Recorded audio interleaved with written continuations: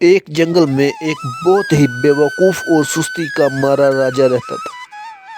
دنیا میں شاید ہی کوئی جانتا تھا کہ اس کی سلطنت کہاں واقع ہے۔ وہ سارا دن اپنے تخت پر لیٹا رہتا اور اس کے ملازم مور کے پروں سے بنے پنکھوں سے اسے ہوا کرتے رہتے۔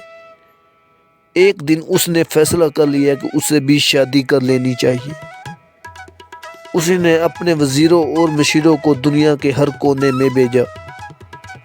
اس کے وزیر اور مشیر بھی اس کی طرح کے عقل مند تھے۔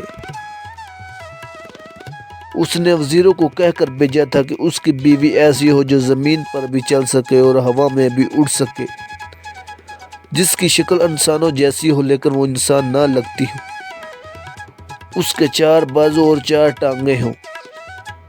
بیچارے وزیر اور مشیر سخت پریشانی کے عالم میں دنیا بھر میں مارے مارے پھر رہے تھے۔ تبھی انہیں راستے میں ایک بہت عقل مند بوڑھا ملا، جسے انہوں نے اپنی مشکل بتائی۔ وہ ہنس کر بولا، یہ تو بہت آسان ہے، یہاں سے ایک بندریا پکڑو اور اپنے راجا کے لیے لے جاؤ۔ مشیروں وزیروں نے اس کا کہنا مانا اور ایسا ہی کیا۔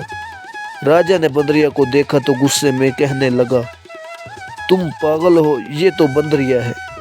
تو وزیروں نے راجا کو جواب دیا، راجا کا راج سلامت رہے، حضور نے جو شرطیں بتائی تھی اس پر یہی پوری اترتی ہے۔ یہ دنیا میں واحد جاندار ہے جس کی شکل انسانوں سے ملتی ہے، لیکن یہ انسان نہیں۔ یہ درختوں پر بھی ایک درخت سے دوسری درخت تک اڑ کر جا سکتی ہے اور زمین پر بھی آسانی سے چل سکتی ہے۔ یہ ٹانگوں سے بازو کا کام لیتی ہے اور بازو سے ٹانگوں کا، اس لیے اس کی 4 ٹانگیں بھی ہیں اور 4 بازو بھی۔ واقعی راجا کی ساری شرطوں پر ایک بندریا ہی پوری اترتی تھی، لہذا راجا لاجواب ہو کر بے وقوفوں کی طرح انہیں دیکھنے لگا۔